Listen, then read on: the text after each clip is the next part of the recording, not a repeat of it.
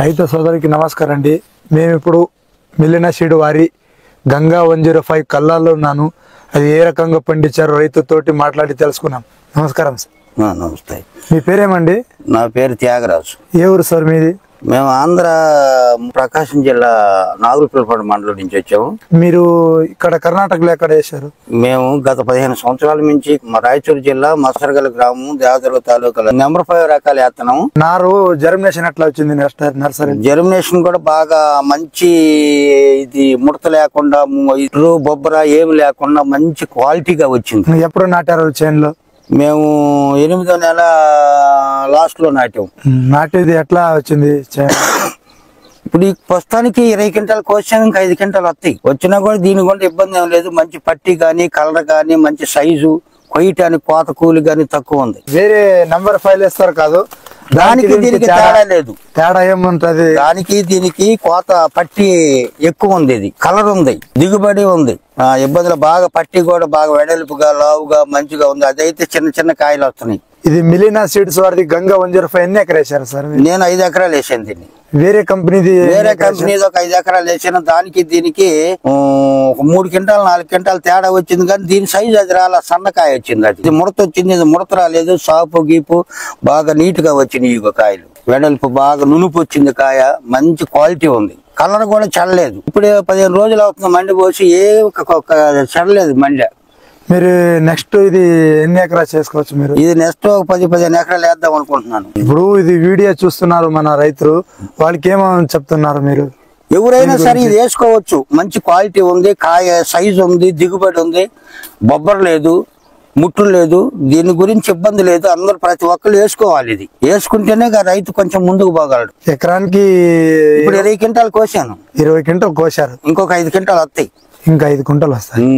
కాయ కోసినా కూడా ఇది కాయ కోసినాక మళ్ళీ చిగురు, నీళ్లుంటే చిగురు వస్తుంది, మంచి ఈల్డింగ్ వస్తుంది, మళ్ళీ కాపు మళ్ళీ వస్తుంది. ఇది ఇంకా కాపు మా కోసినాక ఏం లేదనుకుంటే ఇప్పుడు 6-7 క్వింటాల కాయ ఉంది చేలు.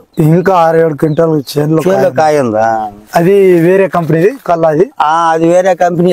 సైజు రాలి, అందుకని ఏడేగా పోసేవాడు. ఎవరు అడగట్లేదు కొనటానికి కూడా.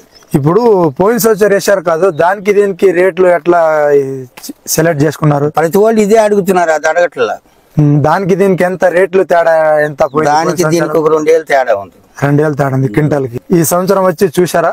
చూశారు. అందుకే వీళ్ళు మళ్ళీ అట్టి పెట్టమంటే అట్టి పెట్టలే తీసి దక్కేవాడిని. మేము తొక్కెళ్తాము, అట్టి పెట్టండి మేము తీసుకెళ్తాము. ఈ సంవత్సరం దీనికి దానికి రేట్ ఎట్లా తేడా అడిగారు? ఇది క్వాలిటీ బాగుంది. ఇది సైజు కూడా చూడరాదండి. ఏదైనా మండి మొత్తం ఎక్కడైనా చూడండి. ఇగో ఈ సైజు చూడండి. అసలు చూసుకోండి. అసలు ఆ కాయ సైజు గానీ క్వాలిటీ గానీ ఆ పట్టి గానీ చూడండి ఎట్టుండి.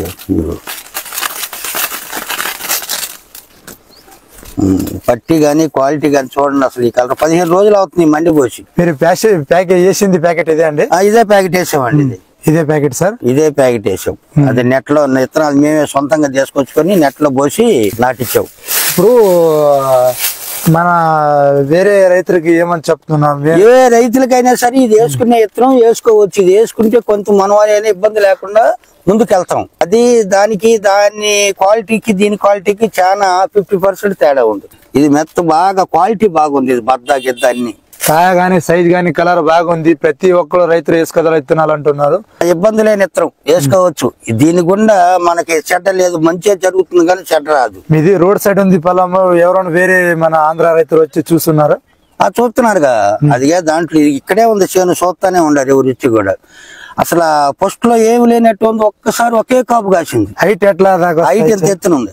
4 హైట్ 3.5 హైట్ దాకా. ఎప్పుడు కాసే ఒక కాపు కాస్తుంది, మళ్ళీ ఇంకో తంతి వేస్తుంది, ఒక కాపు కాస్తుంది, ఇంకో తంతి వేస్తుంది. దీనికి రైతు కూడా పెట్టుబడి ఎట్లా?